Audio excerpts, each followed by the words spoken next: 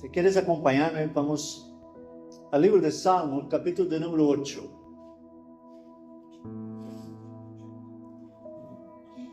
Salmo 8, a partir del versículo 1, dice lo siguiente. Oh Jehová, Señor nuestro, cuán glorioso es tu nombre en toda la tierra. Has puesto tu gloria sobre los cielos. De la boca de los niños y de los que maman fundaste la fortaleza a causa de tus enemigos, para hacer callar al enemigo y al vengativo. Cuando veo tus cielos, obra de tus dedos, la luna y las estrellas que tú formaste, digo, ¿qué es el hombre para que tengas de él memoria? Y el Hijo del Hombre para que lo visites. Le has hecho poco menor que los ángeles y lo coronaste de gloria y de honra. Le hiciste señorear sobre las obras de tus manos. Todo lo pusiste debajo de sus pies. Ovejas y bueyes, todo ello, y asimismo las bestias del campo, las aves de los cielos y los peces del mar, todo cuanto pasa por los senderos del mar. Oh Jehová, Señor nuestro, cuán grande es tu nombre en toda la tierra. Oremos, Señor. Padre, gracias por tu presencia, Señor, en este lugar, en nuestras vidas. Gracias, Señor, porque hemos cantado, hemos dicho, hemos hablado, Señor, de que cuando llega tu presencia, eso lo cambia todo. Y la necesitamos, Señor, cada día. Por eso en esta tarde, que sea tu presencia, que viniste en cada uno de nuestros corazones, a través de tu palabra, que tu Espíritu Santo nos dé revelación de tu palabra y que podamos, Señor, cada día caminar un poquito más cerca de ti. Caminar, Señor, un poquito más en dirección a estar, Señor, en tu lugar secreto. Porque el mejor lugar para estar, Señor, es en tu presencia. Entregamos ese tiempo en tus manos en el nombre de Jesús. Amén. Amén. Bueno, venimos hablando en los últimos domingos, ¿no? Sobre la necesidad de tener claro y más que confirmado lo que me habló el Señor, fue que Chelo abrió hablando de que nosotros debemos de contemplar la creación. Después Olga también estuvo hablando de las flores, ¿no? Y del mundo que nos rodea. Hace unos domingos yo estuve predicando, ¿no? Sobre todo lo que nos rodea y de todo lo que nosotros lo tenemos por sentado, lo damos por sentado, pero está todo regido por la mano de Dios. Todo está controlado por el Señor. No solo la naturaleza, no solo el mundo que nos rodea, sino también mi vida y tu vida. Nada le escapa al control del Señor, porque Él es soberano. Y en este salmo es muy interesante, porque el salmista empieza diciendo lo siguiente: ¿quién es el hombre para que tengas de él memoria? ¿Y quién es el Hijo del Hombre para que lo visites? ¿No? Habla de qué es el hombre en comparación con el Señor, en primer lugar. Pero después, automáticamente, el versículo siguiente dice que el propio Dios nos hizo un poco menores o más pequeños que los ángeles, pero nos ha coronado de gloria y de honra, y nos hizo señorear sobre toda la creación. ¿Cuán bueno tiene que ser Dios para crear todo lo que nosotros conocemos y dar el señorío de la creación en las manos de unos pecadores como nosotros? ¿Significa que lo hacemos bien? Yo creo que últimamente podemos llegar a la conclusión que no lo hacemos bien. Pero el señorío lo ha entregado el Señor en las manos de los hombres para gobernar toda la tierra y todo lo que en ella hay. Y una cosa es cierta, lo que decía Chelo cuando abrió el culto, y es de que En la tierra y en lo que existe en la tierra, Dios puso todo lo que nosotros necesitamos para vivir y vivir bien. El tema es que nosotros, por el pecado, no lo hacemos bien. Ahora, una cosa hay que tenerla muy presente, y en eso me hablaba el Señor. El hombre tiene una responsabilidad en su casa, una responsabilidad en su trabajo, una responsabilidad de cara a la sociedad, una responsabilidad de cara a las autoridades, y nosotros como iglesia tenemos una responsabilidad de cara a la iglesia y de cara hacia el Dios a quien nosotros servimos. Entonces, una vida sin responsabilidades no es una vida con Dios, porque la vida con Dios nos va a pedir responsabilidades. Jesús dijo en Lucas 12:48 lo siguiente: porque todo aquel a quien se haya dado mucho, mucho se le demandará, y al que mucho se le haya confiado, más se le pedirá. Entonces, todos nosotros recibimos algo de Dios todos los días, sea material, sea natural, sea espiritual, sea emocional. Todos los días nosotros recibimos, y al que más se le ha dado, más le será demandado. Entonces, cada uno de nosotros tenemos responsabilidades, y por eso sobre nuestros hombros está la capacidad de decidir qué vamos a hacer en las situaciones en que estamos viviendo, ¿no? Entonces, el hombre, si tiene responsabilidades y tiene que tomar decisiones en función de las responsabilidades que tiene, no podemos ir por ahí de cualquier manera. Y si somos hijos de Dios, menos todavía. Porque lo que yo haga, lo que yo diga, lo que yo represente, es lo que van a interpretar de que cómo son los hijos de Dios. Entonces, la creación es bella, es maravillosa, pero el único ser de toda la creación que es consciente de su propia existencia es el ser humano. Todo lo demás de la creación, toda la creación, y ahí podemos meter animales, plantas, todo, ninguno de ellos es consciente de su propia existencia. El ser humano sí, porque el ser humano incluso tiene la capacidad de cuestionarse sobre su propia existencia. Porque cuando el ser humano se cuestiona de su propia existencia, es porque siempre está preguntando cuál es el propósito de su vida. Y cuando las personas a veces no encuentran un propósito para su vida, bajo la influencia del enemigo muchas veces se van, ¿no? Como hemos escuchado, no hace mucho, una niña de 14 años se quitó la vida. ¿Qué sabe una niña de 14 años para quitar su propia vida, no? Pero es las circunstancias, las situaciones que existen, que hay, las presiones, las opresiones. Pero ahí viene que nosotros debemos de ser conscientes, primeramente, de que como hijos de Dios tenemos una identidad eterna en el Señor.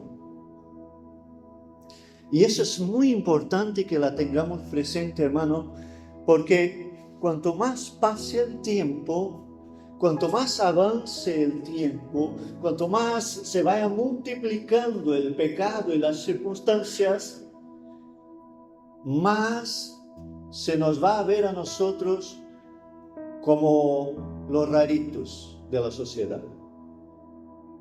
Y hermano, vendrá una presión y una opresión sobre los hijos de Dios tal cual nosotros debemos de tener muy claro quién somos.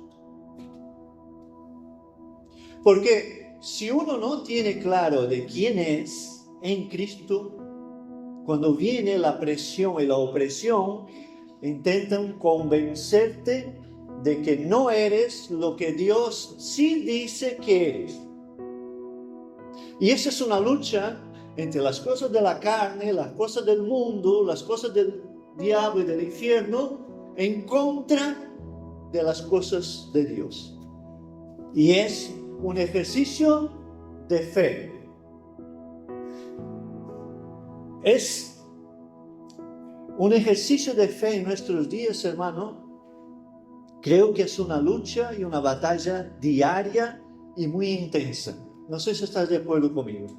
Porque nos bombardean desde el momento en que nos despertamos por la mañana diciendo una serie de cosas que no son verdad, que no son reales, pero están todo el tiempo repitiéndolas y diciéndolas y volviendo a decirlas.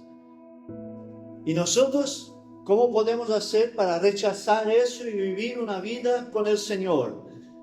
Aferrándonos a la palabra, aferrándonos a la presencia de Dios y principalmente aferrándonos en lo que dice Dios de lo que tú eres y de lo que yo soy en Cristo. Porque sin Cristo no somos nada. Pero con Cristo, dice la Biblia, que nosotros somos salvos, redimidos. Entonces, es un ejercicio de fe. Es un ejercicio de creer, de confiar a Dios, de descansar en Él. Pero confieso, hermanos, que hay días que cuando termina el día estoy espiritualmente agotado. Por tener que pelear con todas estas cosas. Porque, hermano, no sé cómo tú te sientes cuando tú ves determinadas cosas, cuando tú escuchas determinadas cosas, que tú sabes que son totalmente contrarias a la palabra de Dios. No puede ser que nosotros veamos, escuchemos y simplemente nos dé igual todo. Porque si nos da igual, hermano, cuando venga algo peor no lo vamos a identificar y nos vamos a pasar por alto cosas espirituales que la Biblia nos está diciendo que están ocurriendo y estarán ocurriendo delante de nosotros y no nos vamos a dar cuenta. Entonces, lo que tenemos que saber muy bien es quién eres en Cristo. No sé si os dais cuenta, yo ya he dicho eso varias veces, pero sigo sintiendo la necesidad de repetir. El diablo trabaja mucho en esos días, en los últimos días, para distorsionar y robar la identidad de las personas. Y si pudiera robar tu identidad como hijo de Dios, te lo haría. Para dejarte órfano, pero no puede, porque mayor aquel que está en nosotros que aquel que está en el mundo. Pero la influencia del enemigo está a nuestro alrededor todo el tiempo. Por eso debemos de tener muy claro quién somos en el Señor. No somos mejores que los demás seres humanos. No somos mejores porque venimos a la iglesia. No somos mejores porque por eso, por aquello. Simplemente aquel que vive en nosotros por un acto de fe es mayor que todo aquello que está en el mundo. Y es eso lo que tiene que guiarnos cada día. Porque si no tenemos claro quién somos en Cristo, quiero decirte que la opresión que está a nuestro alrededor se repite tantas veces que si no lo tenemos claro en nuestra vida con el Señor, ¿no? Hay momentos en que viene la duda. Y lo digo por haber escuchado de personas, incluso de hermanos, que llegan circunstancias y situaciones en que tienen duda en relación a lo que está ocurriendo. Pero tienen duda porque se olvidan de la palabra. y se dejan guiar por las cosas que están escuchando. No, hermano. Nosotros tenemos que quedarnos con la palabra hasta el último segundo o el último aliento de nuestra vida. Porque es la palabra que determina quién somos en Cristo. Y quiero citar algunos versículos para ir recalcando y reforzando nuestra identidad en el Señor. Primero, en Efesios 2:10 va a decir lo siguiente: porque somos hechura suya, creados en Cristo Jesús para buenas obras, las cuales Dios preparó de antemano para que anduviésemos en ella. Somos hechuras de Dios, somos hechos por Dios. Y todo lo que esté preparado para que tú vivas como hijo de Dios, incluso las obras, las preparó el Señor de antemano para que anduviésemos en ellas. Entonces, no hay mérito en nosotros en ninguna obra que hagamos, porque si Dios las preparó de antemano, el mérito siempre va a pertenecer al propio Dios. Pero lo importante de ese versículo es que dice que somos hechura suya. No somos producto de la casualidad, no somos fruto de un error, no, somos el sueño único de Dios. Como decía la pastora Olga antes, no hay otro como tú. En los casi 8,000 millones de personas que existen en la tierra y todos los que han existido, nunca hubo, no hay y no habrá otro como tú. Por eso, cuando te vayas de esa tierra, serás único. No se te va a repetir. No tiene Dios, no tiene Dios variedad, no tiene Dios para crear todos los seres humanos, cada uno de nosotros con nuestras propias características y con nuestras propias cositas, ¿verdad? ¿Por qué tú no dices a la persona que tienes a tu lado, tú eres único?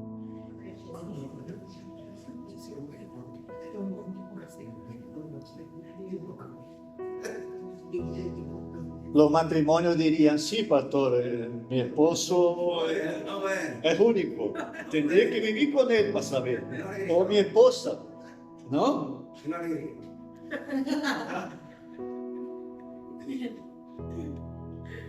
Entonces, tú eres único. Tú eres el sueño de Dios. Dios tiene un propósito para tu vida. A veces nosotros nos confundimos cuando creemos que si Dios no nos da lo que nosotros queremos, no estamos en el propósito de Dios. No, que muchas veces el propósito de Dios es diferente de lo que nosotros anhelamos, soñamos o imaginamos. Yo no he pedido a Dios venir a vivir a España. Yo no he pedido a Dios ser misionero. No, yo tenía allí en Brasil hace una pila de años. Yo allí estaba con mis sueños, construyendo mi casa, llevando mi trabajo y haciendo mis cositas con mis sueños. Pero Dios desde el cielo decía, ya te vas a enterar tú lo que voy a hacer contigo. Y así es también en tu vida y en mi vida. Somos hechuras de Dios. Entonces, el Señor es quien tiene el propósito de tu vida, de mi vida. Pero para alcanzar el propósito hay que vivir el proceso. A veces nosotros queremos alcanzar el propósito sin vivir el proceso. No, tiene que vivir el proceso, hermano. Tiene que vivir esa situación que no te gusta, que no te agrada. Esa situación que no es buena, no es cómoda. No es confortable. No, esas situaciones, pero a veces son necesarias. Algunos dicen que nosotros somos solamente un producto químico, dando una lista, ¿no? Una lista, no sé qué, de calcio, de fósforo, de magnesio, de cloruro de sodio, dan todos los gramos de lo que nosotros estamos constituidos. Yo siempre pienso en una cosa.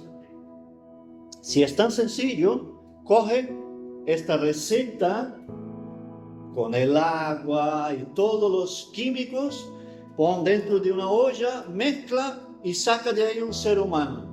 Si es que nosotros somos solo producto de un proceso químico. No. Somos producto del sueño de Dios y de las manos del Señor. De hecho, dice el Salmo 139, versículo 13, dice lo siguiente: porque tú formaste mis entrañas, tú me hiciste en el vientre de mi madre. Y ahí, en el mismo Salmo 139, dice que el Señor nos conoció ya en el vientre de nuestra madre, cuando éramos solamente una sustancia sin forma, dice la Biblia en este Salmo. Pero yo no quise citar todos los versículos. Entonces, cuando yo era solamente una cosa que ni se veía dentro del vientre de mi madre, allí ya me conoció el Señor. Si Dios me conoce ya en el vientre de mi madre, entonces significa que allí ya soy una vida importante para Él. Eres importante desde el momento de la concepción y hasta el momento que termine tu vida en esta tierra. Y después de ella, porque nosotros tenemos una vida en esta tierra, pero somos eternos. También dice Isaías 64:8, dice lo siguiente: ahora pues, Jehová, tú eres nuestro Padre, nosotros barro, y tú que nos formaste, así que obra de tus manos somos todos nosotros. Dice Isaías lo siguiente, que somos barro.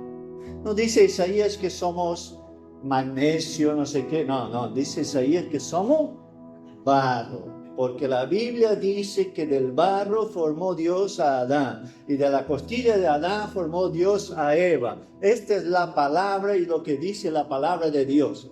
Y se acabó, punto. Es una verdad absoluta. Quiera o no quiera, crea o no crea, la palabra de Dios ahí está. Entonces, si nosotros somos formados por la mano del Señor, ¿cómo vamos a decir que haya algún ser humano que no tiene valor, si Dios ama a todos los seres humanos? Dios los ama a todos. Dios quiere salvar a todos. Y eso debemos de tenerlo muy presente como hijos de Dios. Porque a veces nosotros, hermanos, yo me pongo el primero, clasificamos las personas, ¿no? Porque por su comportamiento, por cómo hace las cosas, ¿no? Y a veces los metemos, cada uno de ellos, en cajones y decimos, este está más cerca de la salvación que aquellos. Y la Biblia está llena de ejemplos de gente al cual Dios los alcanzó para salvación, que la sociedad ya decía que estaban condenados. Si Jesús es el mayor ejemplo de eso. El ciego, a quien le dijeron que se callara, Jesús lo sanó. El que estaba cerca del estanque de Betesda, que nadie le ayudaba a entrar en el estanque, fue el que sanó Jesús. El leproso, que nadie quería tocarlo, ni hablar, ni acercarse de él, fue quien Jesús se acercó, le tocó y le sanó. Gracias, bien. Gracias. Después Jesús sana 10, van los 10 y solo vuelve uno a dar gracias. Entonces, todos los seres humanos son formados por las manos del Señor y todos tienen su valor. Pero es verdad que en Romanos nos va a decir en el 3:23, porque todos, por cuanto todos pecaron y están destituidos de la gloria de Dios. Entonces, todos son importantes para el Señor, por supuesto, pero todos los seres humanos están bajo el yugo del pecado. Que ahora resulta que en algunos lugares no se usa la palabra pecado. E incluso en algunas iglesias a la hora de predicar no se usa pecado. No vaya a ser que se ofenda a los hermanos. Yo voy a decir una cosa muy clarita, hermano. Yo voy a seguir usando la palabra pecado. Y si yo me quedo solo por usar la palabra pecado, ainda la voy a seguir usando. porque es lo que dice la Biblia.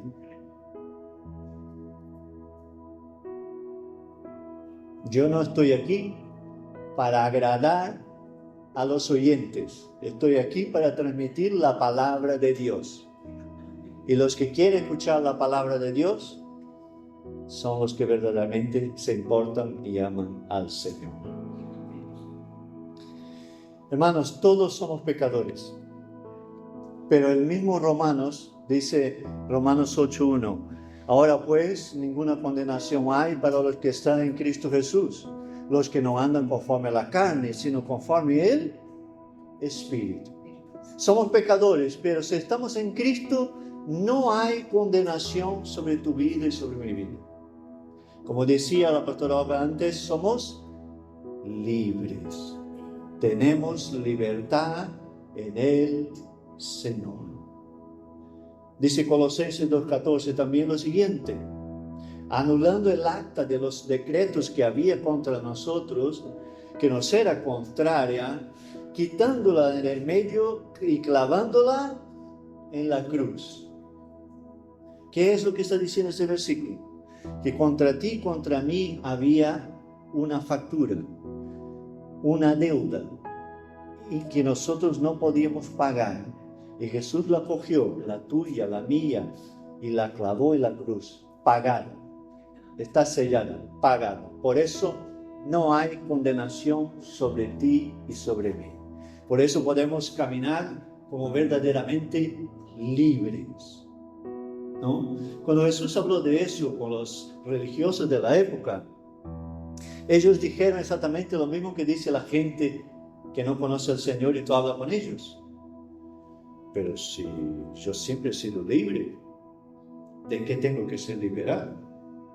No, la gente no dice eso cuando hablamos de ser libre en Cristo. Y lo dijeron los religiosos en la época de Jesús. Pero es que la verdadera libertad es aquella que recibimos a través de Jesucristo. No hay otra. Entonces la deuda ya ha sido pagada. Ya decía Isaías 800 años antes de venir Jesús en el 43:1 dice lo siguiente: así que dice Jehová, creador tuyo, Jacob, y formador tuyo, Israel, no temas, porque yo te redimí, te puse nombre, mío eres tú. Has entregado tu vida a Jesucristo como tu Señor y tu Salvador. Perteneces al Señor. Y si perteneces al Señor, ya no eres propiedad tuya. En el trono de tu corazón tiene que estar sentado Jesucristo y en el mío. Porque de vez en cuando en el trono de nuestro corazón está sentado Jesús y se presenta un fulanito. ¿Quién es? El yo. Jesús, apártate un poquito. Déjame sentar aquí una vez más. Déjame gobernar un poquito. Después ya tú vuelves. ¿O no es así? Claro, es la lucha entre la carne y el espíritu. Es una representación gráfica de algo que ocurre con nosotros todos los días. Esta batalla que tenemos para seguir caminando en el espíritu, en el nombre de Jesús, y llenos del Espíritu Santo para la gloria de Dios. Pero para eso necesitamos caminar como redimidos. ¿Qué es una persona redimida? Es una persona que le han pagado su deuda y le han redimido de la deuda.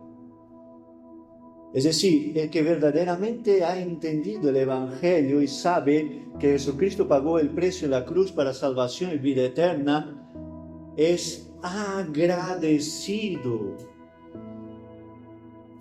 por lo que Él hizo al Señor.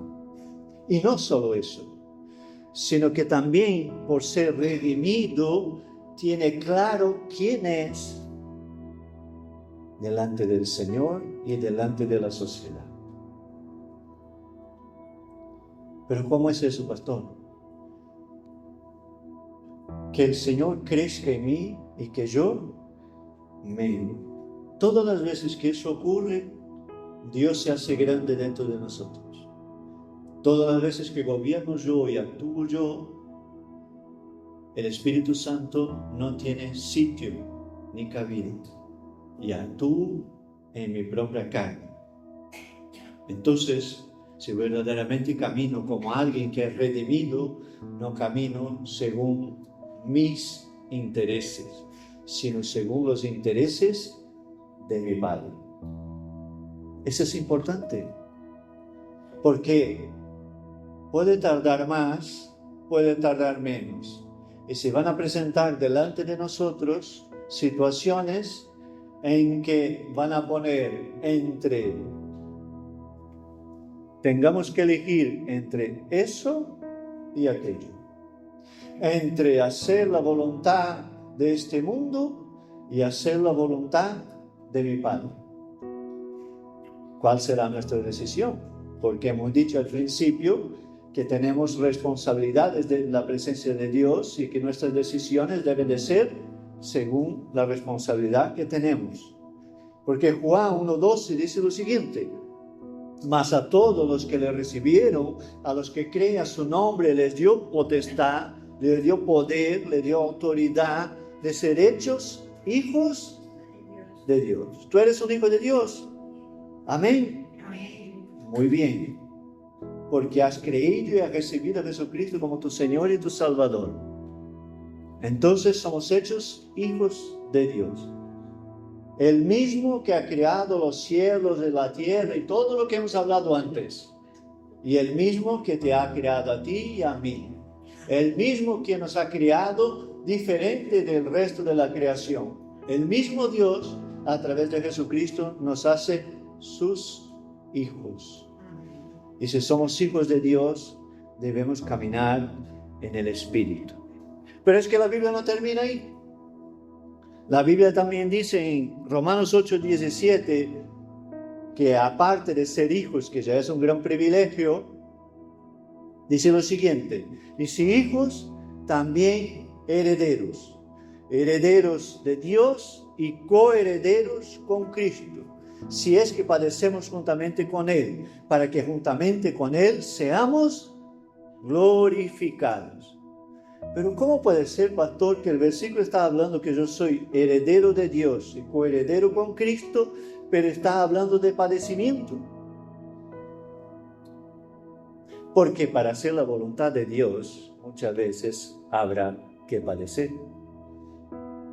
Pagar el precio por hacer lo que es según la voluntad de Dios, a veces nos va a costar lo suyo. Y tendremos que tomar decisiones en función de eso. Y termino, hermanos, y sigo leyendo Romanos, a partir del 35. Dice lo siguiente: ¿quién nos separará del amor de Cristo?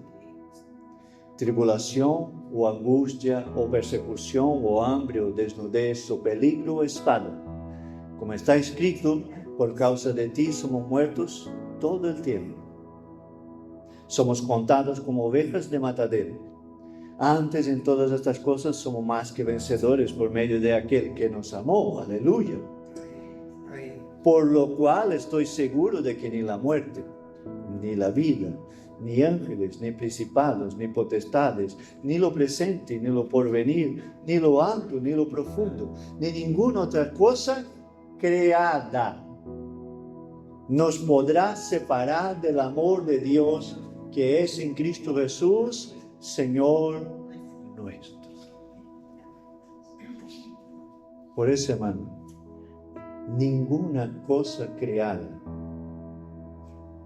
puede separarnos del amor de Dios que es en Cristo Jesús, Señor nuestro. Pero vendrá. Puede tardar más, puede tardar menos. De hecho, algunas de esas cosas ya las estamos viviendo en nuestro día a día. Pero si sabemos quién somos en el Señor,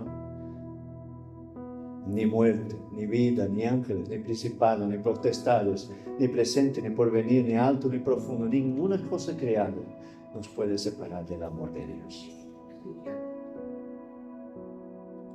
Y son esas promesas Y es la palabra de Dios los que nos hace seguir adelante firmes con el Señor. Te invito a que te pongas de pie.